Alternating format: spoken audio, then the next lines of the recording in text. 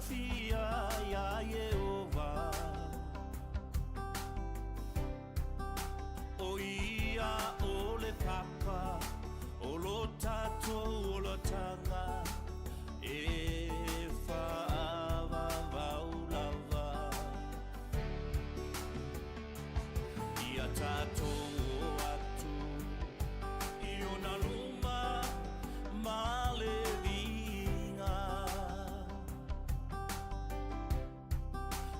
tato avatu ile atua mamalu o vavenga ia tau atu ia I folela lolangi uma ile atua o atu maula ngongoro mai le sami 𝚟𝚑𝚍𝚎𝚘 awa oia o le atua e sili mapaia o ilona ao o mea loloto mata uti alona poto sami no noto ma o le langi e feo a isolo mata matangi e fa se imana va mai o le ola o ile atua ia I folela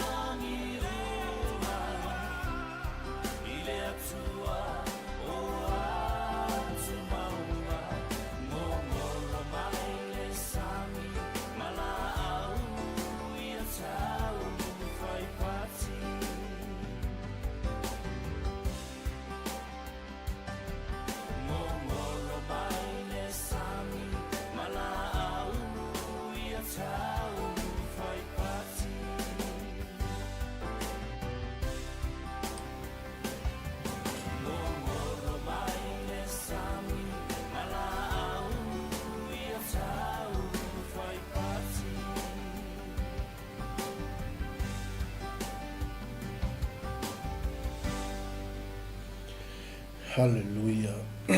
Praise the Lord. Spuluwal minute te le July fan I vai ngole fiafi e toi folofa ma fatalofa atu sa mole tuno pele. Ole fa wa wina le neo tatu polkalame ma nai ole Manava nga venga ya muli atu mo e lo mota malulawa. Fia lava se vai panoa olo e fa fonfonga mai ai mai maua mai foi. Le tautua ma le unanga le tatu Global Kingdom TV.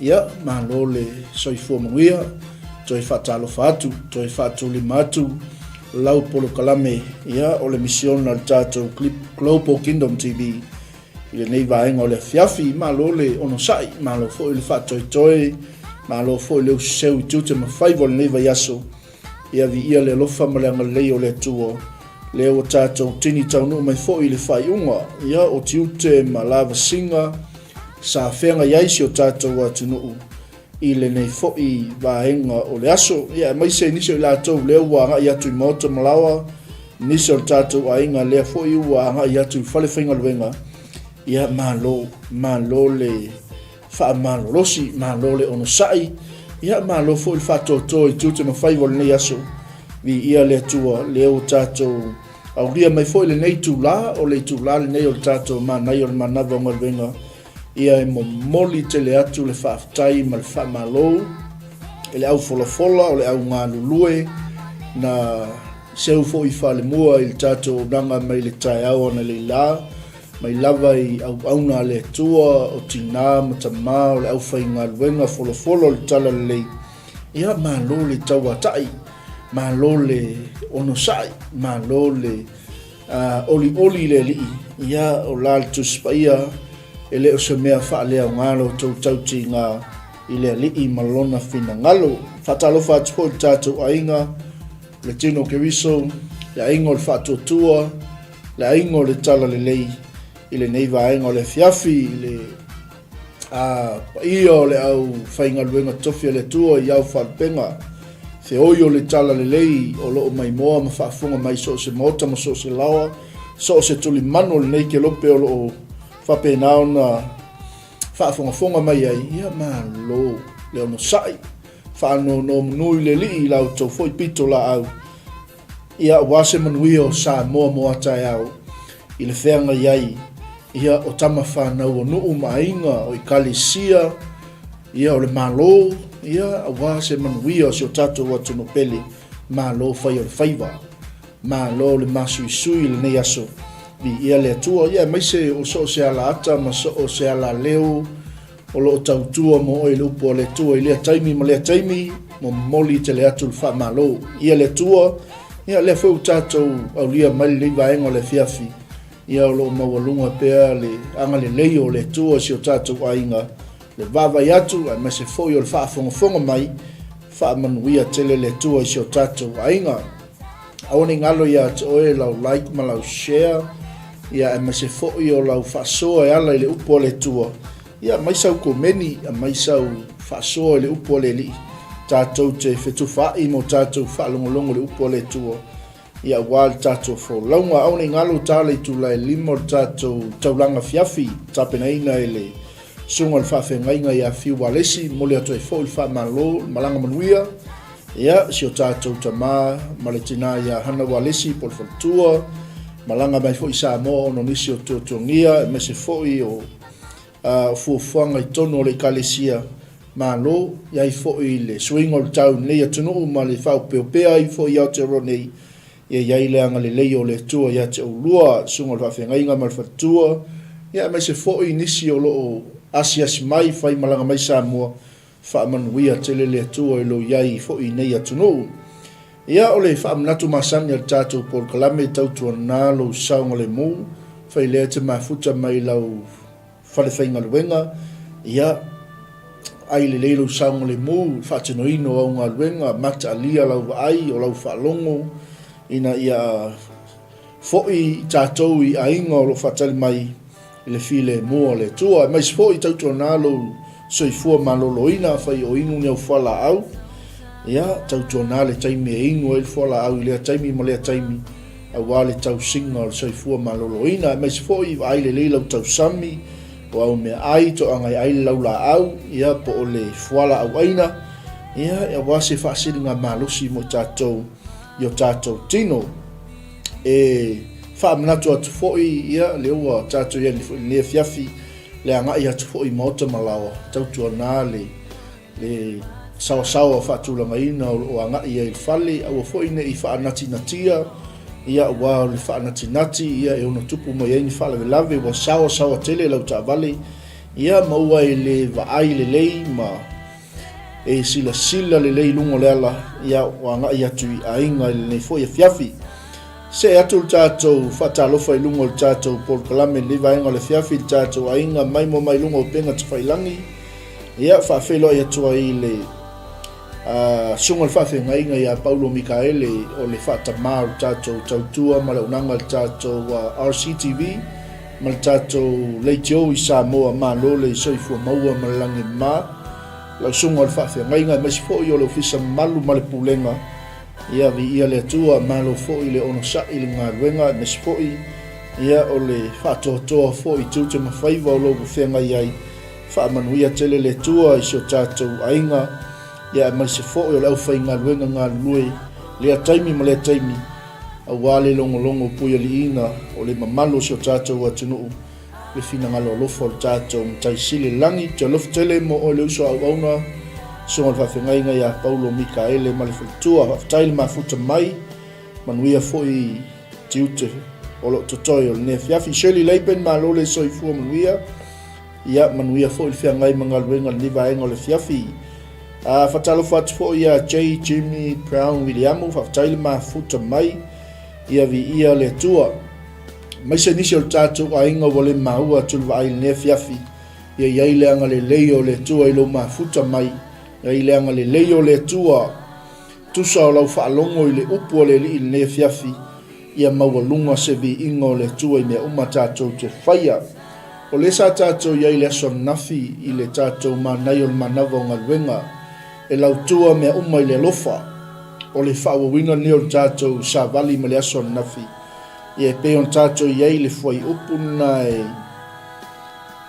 tolu wha ma le lima ia le fiafi nei le tātou te iai le fwai upo ono ma le fitu e peia o na tufa atu ia te oesa mo le tunu pele o tātou lava o whānaua le tua o oi maau o pale alii o ngā luenga fōfoa le tua na whaia I tātou I ona lava au o le whātusa e fōlinga ia te ia me le awane ngalo ia te oi o loo wa ia te I tātou fo I le natura leo le tua o ia o se tua alofa mai le apostolo Ioane e peon tātou whasoa mua Ioane whalon whaupo e valu o se le alofa ua le iloa e ia le tua a wao le tua o le alofa lava ia whamalosi fo I le nā maltoi whaamnatu nasa mo le tunu pele se o tātou a inga le nea fiafi, lea se whaiva o lo e ngalue ai. Lea se matata, se mea lofa o se tāleni, ua wha mea lofa ina ai, oe le tua. O ina e whaatino ai le lofa le whaatua o ia o le tua. O ina e whaatino ai, ma whaalia ai le lofa, le whaatapula ina leo le tua, e a lofa ai so stangata. I ia le li.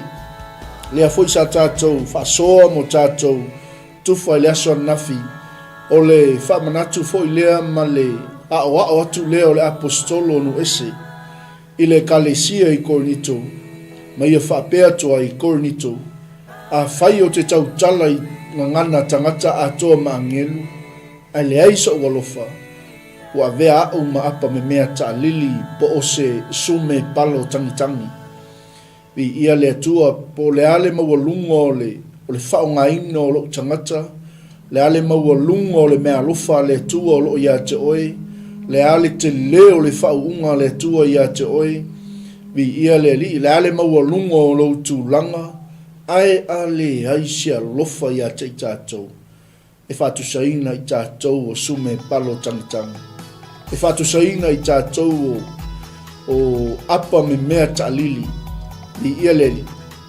Lea lae manatu tātou Manai o le Manava o Galuega se I whaawawina tātou sa vali le nefiafi e lau tua mea uma I le alofa. I ia leli, pe le eise mei lo lima, le eise mei lo fali. I ia leli, ai a whaia ia te I tātou le alofa fale tua. Amene, e ma whai ona e whaatino ino I so se vaenga ua whesoa soani ma ia le tua ia te I tātou. Amene.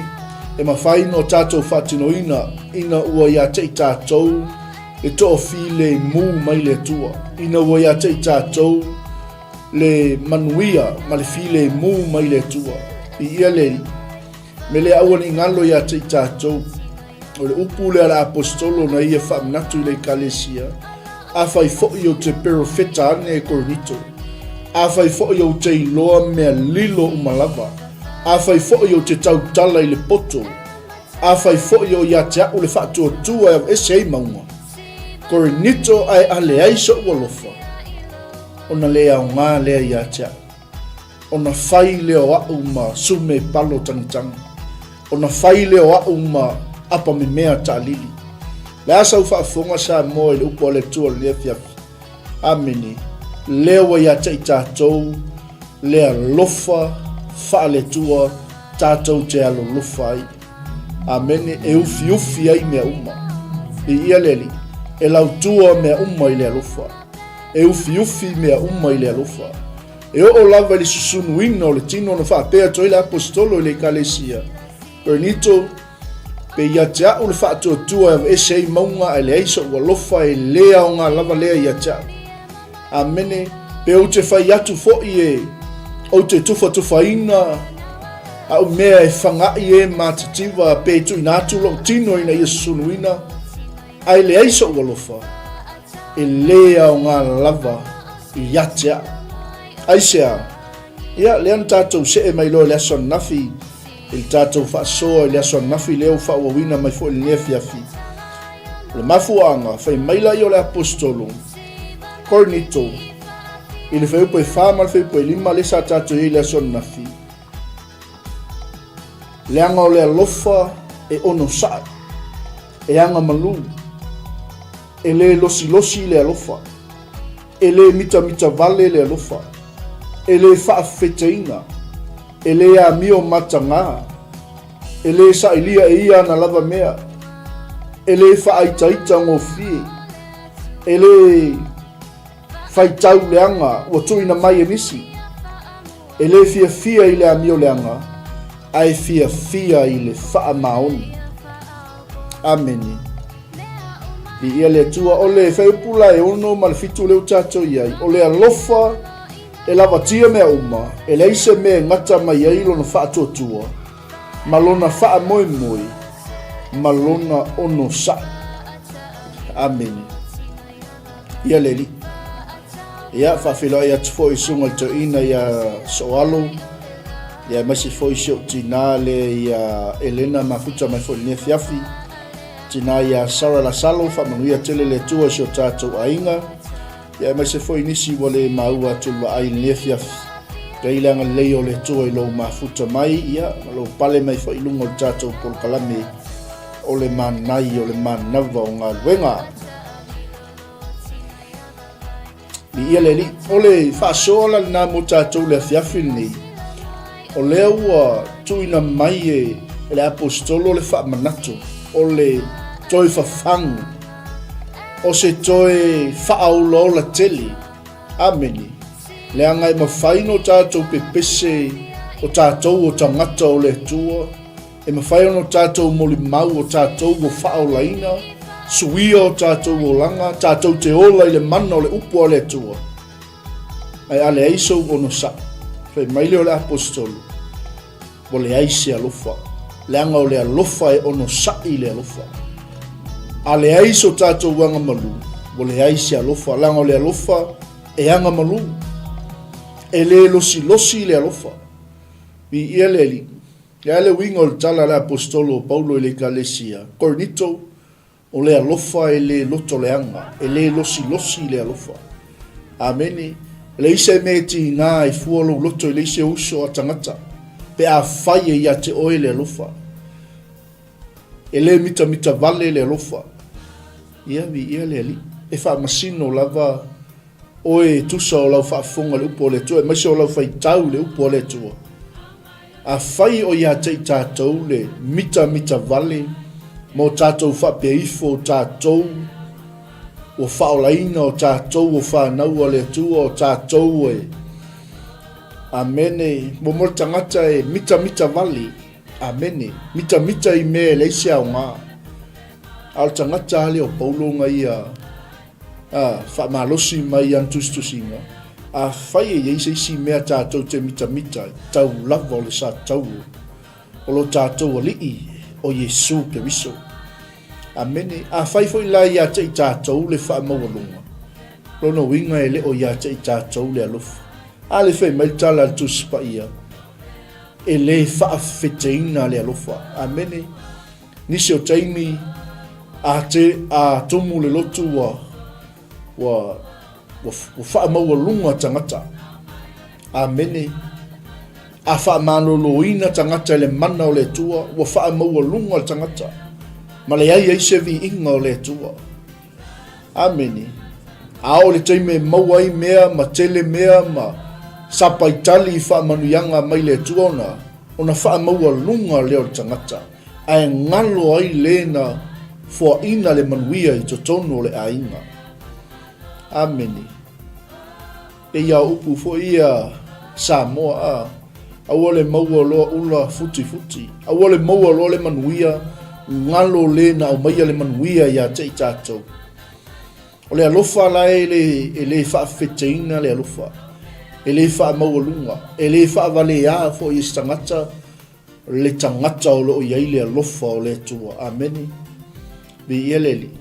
Le alofa leo le tua fai mai o le alofa e lea mio matanga. Ameni. Ia bi ieleli. Glory, hallelujah. Ia whawhelo ia toa il tofine ia Luisa i Rome, whawtail mafuta mai. Whamanuia tele le tua le usoa au auna.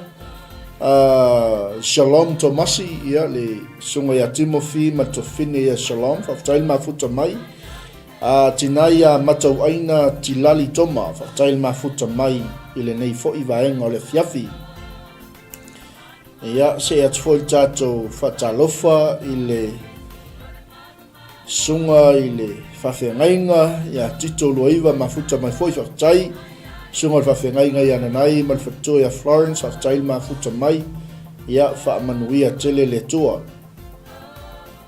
Mai sifoi le tofine ia angalei angalofa mai Palmerston North whaamanuia tele le tua. Lea lau tato anga I mai le whaupule ono mal whaupai fitu. Ai na o singa recap me le aso nafi le tatou whaasoa e lau tua mea umai le alofa. Amene. E lea mio matanga le alofa.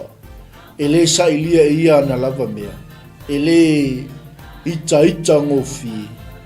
E le tu ina atu e ia inisi le leanga. E le fia I le amio leanga. E fei mai e fia I le am, I le wha maoni. Bi ia le tua. E le fia I le amio leanga, ai fia I le wha maoni. I ia le tua. Le laua toi au mai le apostolo mo I tātou le fiafil nei. E le umma le alofa. Amene. Ai peini pero fitanga. E wha lea o ngā ina ia. Peini na ngana. Po o le poto. O mea ia. E wha lea o ngā ina ia. Le alofa. Le wha tua o ia o le tua ia te tātou. Amene. Vi ia leli. Lea laua wha malosi me fo le apostolo ia te tātou. Amene. Ole alofa o le tua. Ole wha moe le I mea umma I le tangata o Yesu Keriso. E tali tonu I mea umma. E ono sa I mea umma.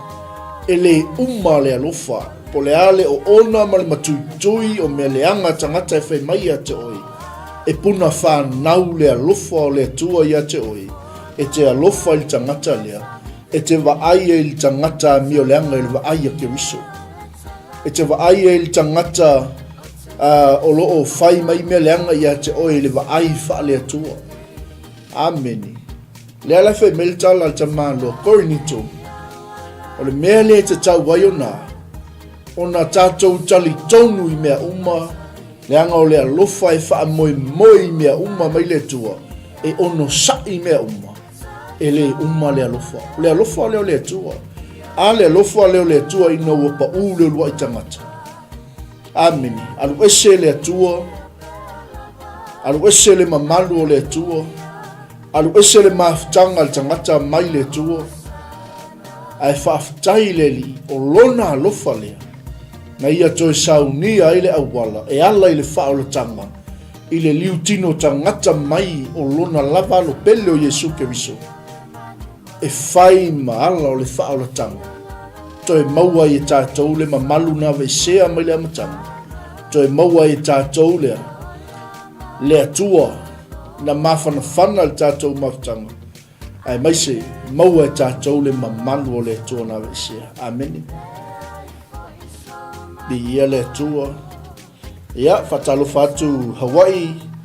Bi ia le li, whaftai Natasha o le mafuta mai. Bi ia lava le atua le nea fiafi. Ele umma le alofa. Ameni. Mai lai o tala apostolo Paulo i a Kornito. A wau a tātou i loa whaale atoa.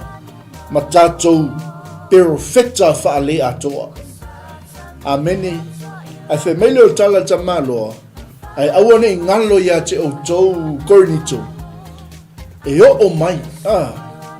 Ai peitai pe a o mai le atotoa. O le atotoa o Yesu Keriso. O na whaalea o ngā ina leo le mea whaalea atoa. Ameni. Ia te i tātou le alolofa. Whaalea tua tātou te alolofa. E mawhai e o na le tau fia se meilo lima. Ai e anga le lei atu i tangata matiwa. E anga le lei atu i tangata o lo mana o mia le fiso soani. Ameni. Vi ia le atua. O uma na o ina i tātou. O uma na anga le lei mai le atua ia te i tātou. E le aso. E le tupo. E le taimi. Le ala whai mai e tala tamalo. E le uma le alofa Kornito. E tali tonu i mea uma. E ono sa i mea uma. A wau o tātou ilo. Amen. Pe a o mai le ato o toa o Keriso. Ona whaalea o ngā ina leo le mea whaalea atoa. Amen. Leanga o tātou iloa whaalea atoa. Mau o tātou perfecta whaalea atoa. Ia le wingo le tala. Leanga i mwhai o na whao ngā ina i tātou. E le whina ngalo le tua. A ele teime e muta ilo alofa. A o le alofa o le tua e le muta.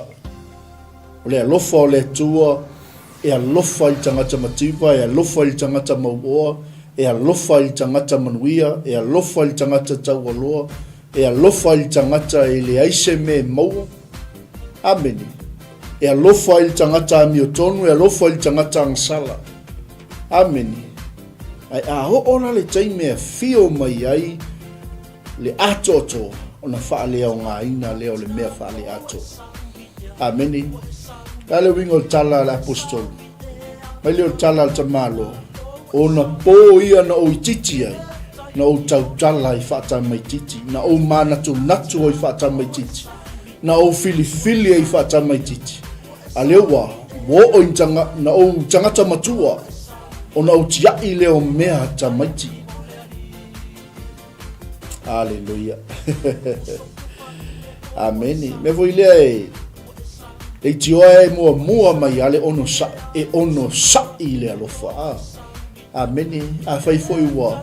Fai ngata whanau nei taimi ono sa. Langa o le alofa e ono sa i le alofa. Aia. A sasa i le upo le tua. E wha atonu i le upo le tua. E a oa o le upo le tua. E a oa i le upo le tua. Amen. E wha apoto i le upo le tua. A o le na matua. Le ala fe me il tala la apostolo. O na po na o tamai titi ai. Na o tau tala i wha tamai titi. Na o manatu natu ai wha tamai titi. Na o fili ai wha tamai titi. A wo o ina o tangata matua. O na o tiai leo mea tamaiti. Ameni. E le tangata e tu mau i lava e o le whaavavau. Ameni. E ile taime o mai ai le tua i le tangata ma le tangata ma le o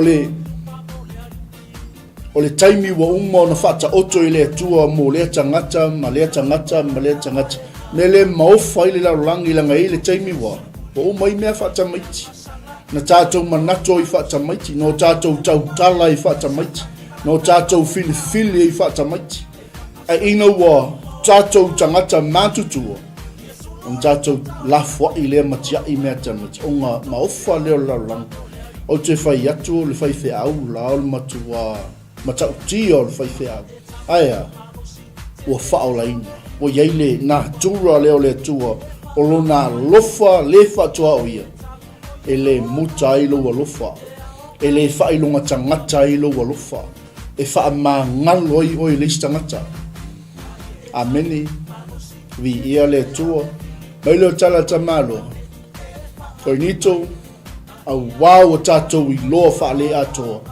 Ma o tātou perfecta wha le atoa. Ai peitai, pe a o mai le atoa toa. O na wha lea o ngā ina lea o le mea wha le atoa. Ameni. Hallelujah. Ia whawhelo I atu ria King George, le sunga to ina ia si osi efu, ia mafuta mai fo ne fiafi, mai se lau whainga luenga o le mau atu le vai, pi ia le li, o le mea lea, te tau ai, o na tātou ono sa, a mata lara apostolo a mata I le ono sa, e ono sa I le alofa. Amen.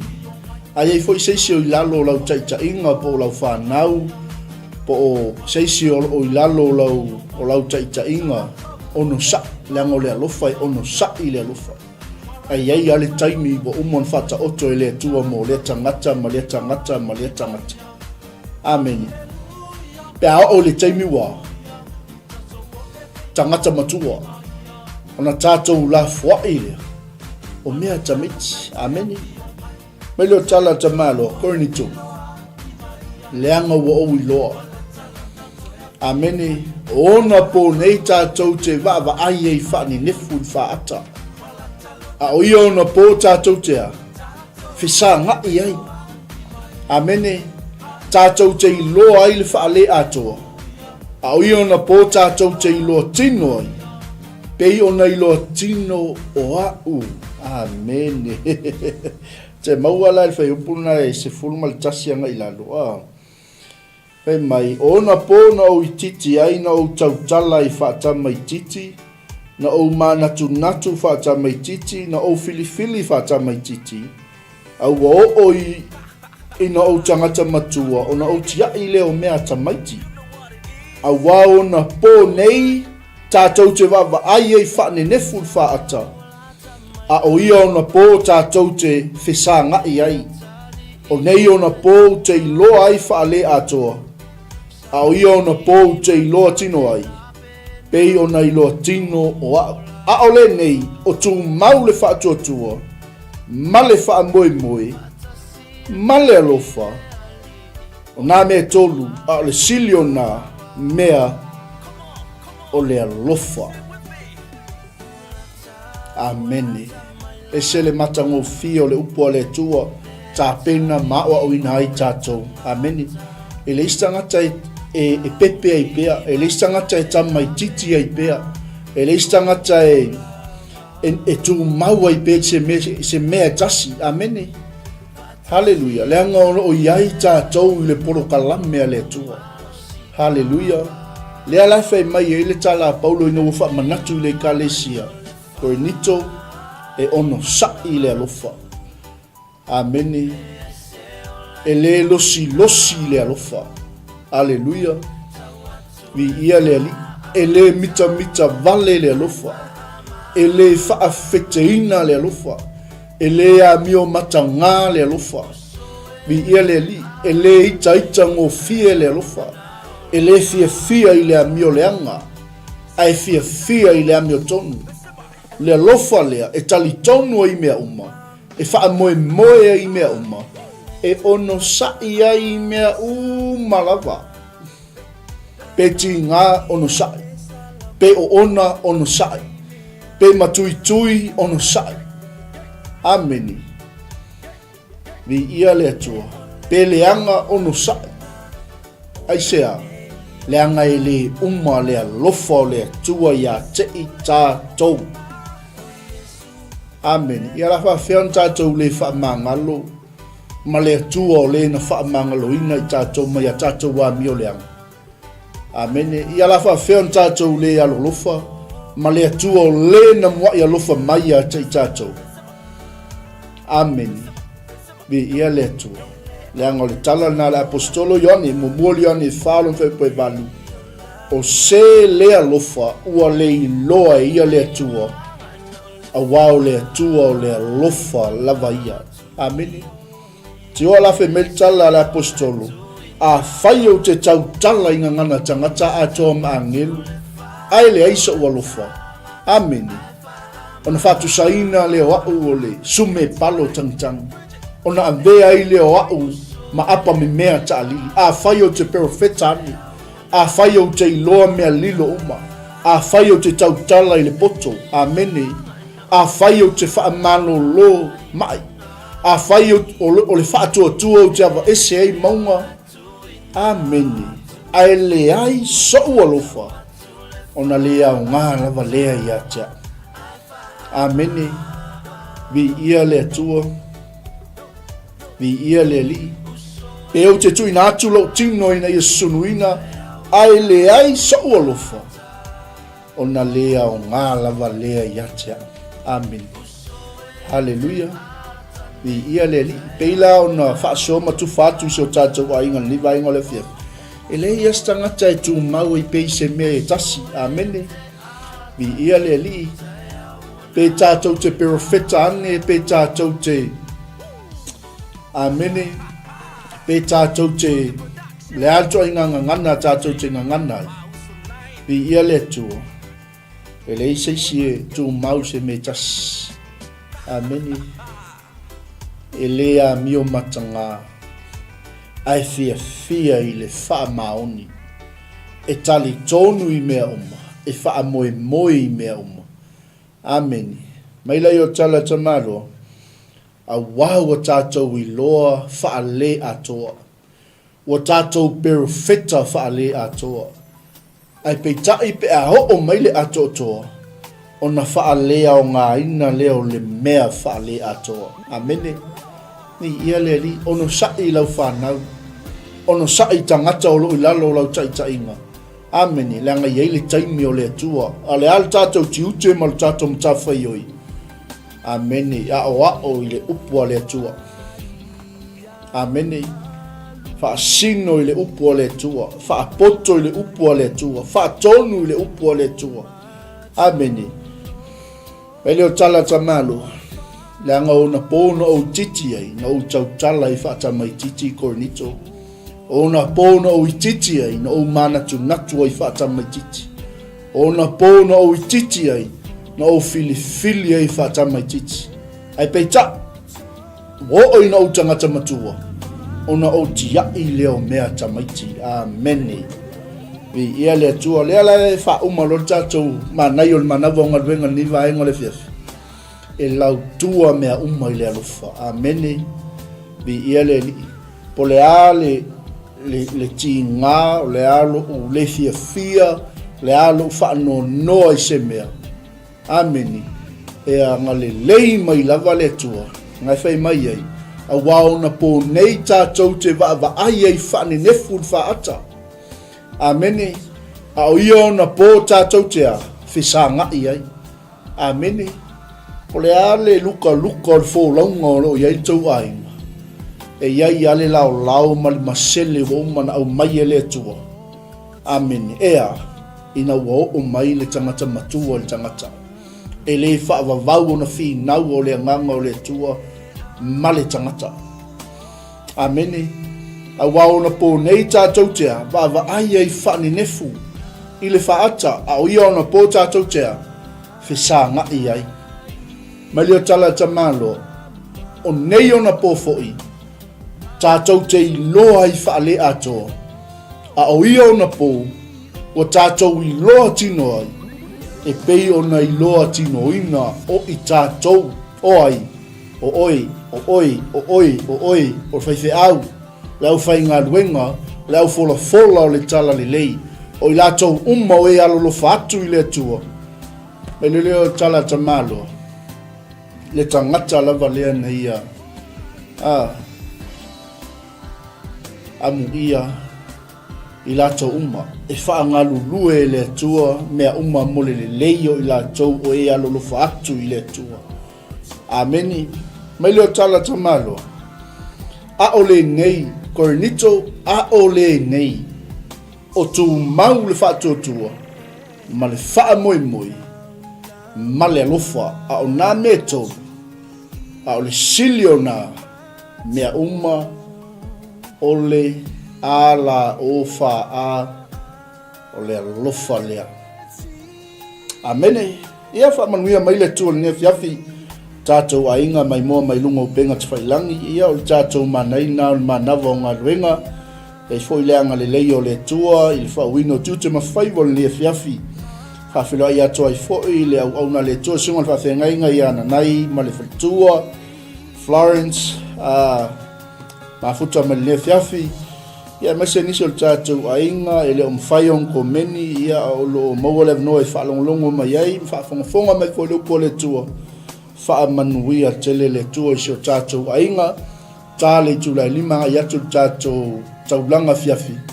Ia ona whaawawina fo leo tātou por kalame, pe ona iai le tātou Yesu o wha malolonga, tapena ina e lana au auna sunga le whawhiangainga, pasta tātaa maiava, ia o tātou joyful hour, o tātou itu lao lioli, ia o lo tapena ina mai e tātou Olafou youth.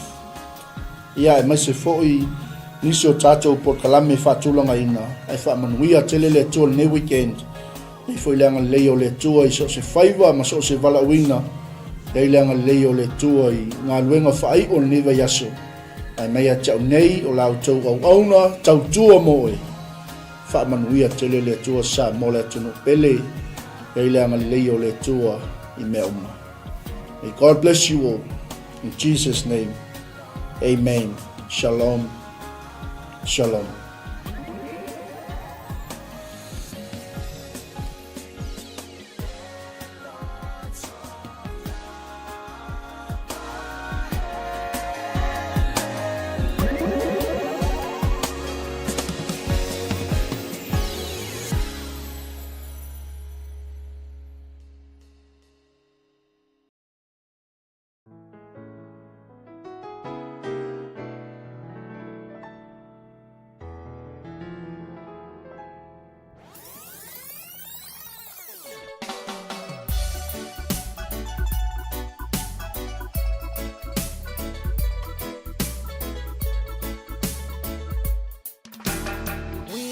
Be defeated. We are not be defeated. We are not be defeated anymore. Jesus Christ, God's only Son, fights the battle and He won.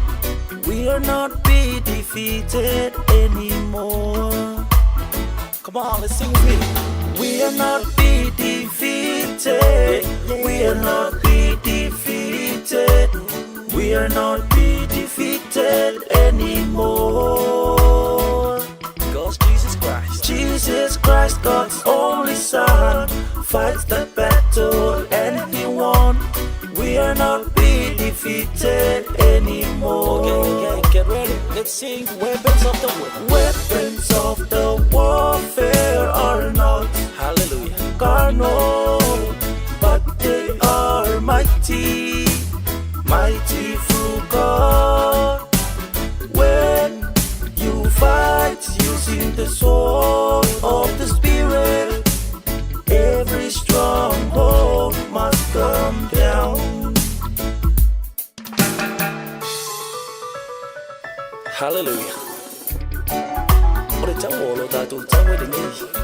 Ai tau ore tau sa. Ore ni ulanga. Ili fa ade tima. Ai fa ade manga. E pe yo no moni mau ore tu spa ye. E au no tatu ofu, I ofu atoto, po ofu tau mai le tu. Come on, let's sing with me. Mato te leto e fire inai. Mato te leto e fire inai. Mato te leto e fire inai. Yesu che riso. Yesu che riso. riso ole alo le tua tau le taua ole manu malo mato te le to fire inai mato te le to fire in mato te le to fire inai mato te le to fire inai mato te le to fire inai Yesu che riso ole alo le tua tau le taua ole manu malo mato te le to fire inai a upenga ole taua ele faale tino ai mata utia ile mana ole tua pe a e tau ile pelu ole nganga olo maua lunga ele betia a upenga ole taua ele faale tino ai mata utia ile mana ole tua a e tau ile pelu ole nganga olo maua lunga ele betia